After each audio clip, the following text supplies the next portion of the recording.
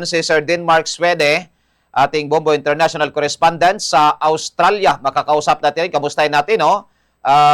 Sa ibang parte ng ating mundo, kung ano yung mga aktibidades dito sa Earth Hour. Sir Denmark Swede, sir, magandang gabi, sir. Live tayo sa Bombo Radio Kalibot sa Facebook Live. Sir, good evening po.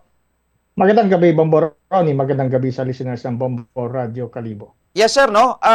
Gusto na namin alamin, sir. Totoo ba na nagsimula itong, kasi ngayon is Earth Hour, yun nga, pinag-uusapan natin itong conservation ng ating paligid, ating environment. Pero sinasabi sa Australia daw ito, nag-umpisa, sir, itong Earth Hour?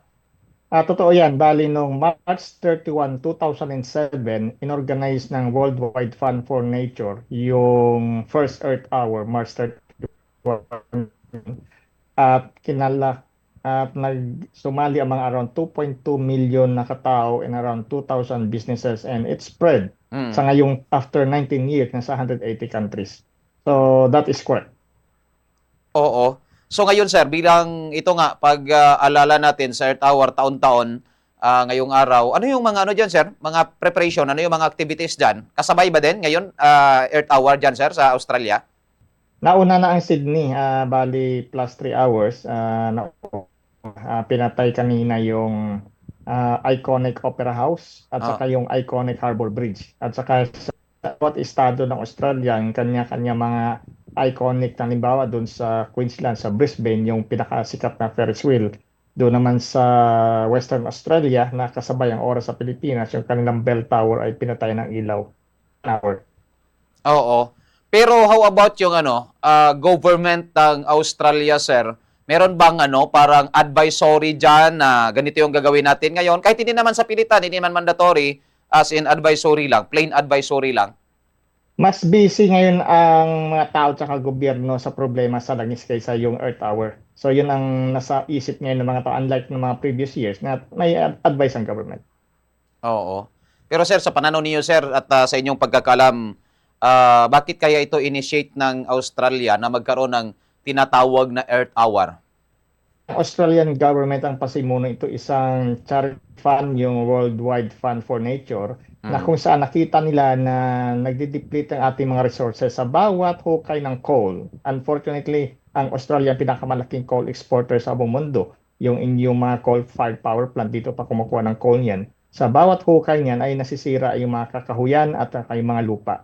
So talagang i-conserve natin dapat ang energy diyan sa Pilipinas sa ngayon, kasi even dito, lalo diyan sa Pilipinas, kasi yung inyong mga planta, karamihan dyan tumatakbo sa diesel at saka sa coal. So problema sa ngayon yung supply ng fuel.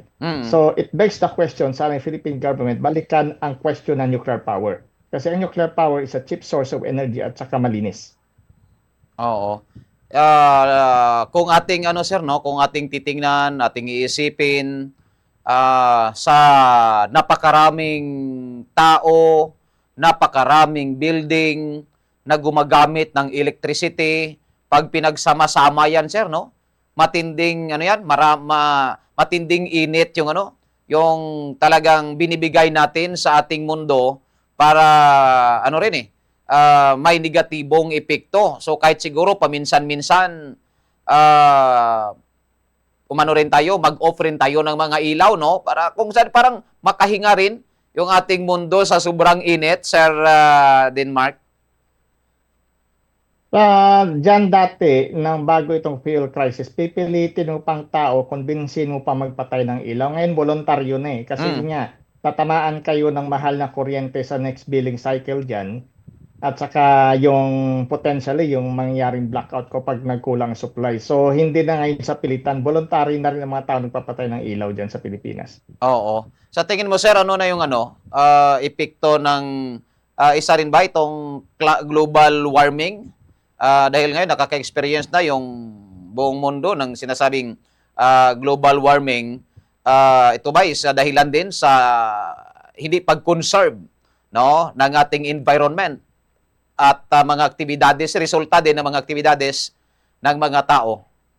Kapag Wala kasi ang puno, hindi ko alam yung datos, ano, yung basta pag isang puno ang nawawala, malaking effect yun sa ating environment, Mm. lalong iinit yung isang lugar. Dito sa Australia, hindi ko alam ang energy mix dyan sa Pilipinas kung ilang percent energy.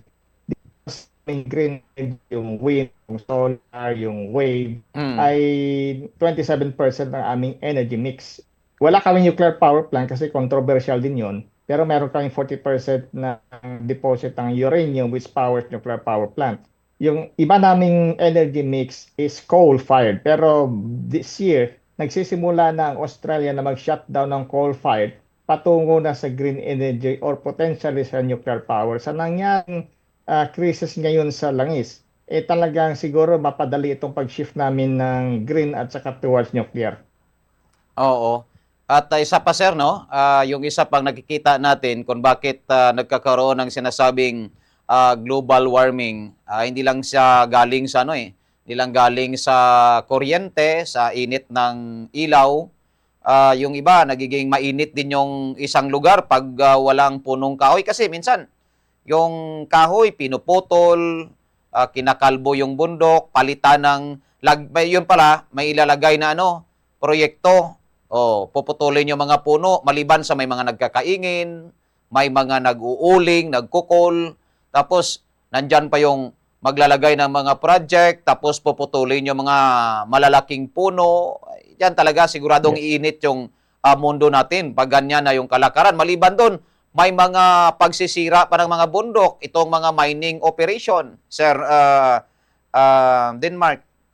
That is correct. Diyan sa Iloilo, mayroong project yan yung mga bilyar. Ilang hundreds of hectares ang binili lang lupa, gagawin parang isang metro city.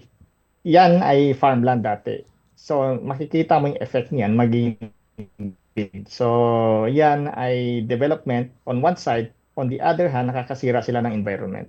Oo. Yan yung mga ano sir, no? Mga factor na nagkakaroon tayo ng tinatawag na global warming and the same time climate change sa mga development din minsan na siyempre yung sana mga punong kahoyan, mga kakahuyan, tapos makita mo na lang building na o di kaya minsan makikita mo pabrika na. Sir Denmark, maraming salamat sir ha.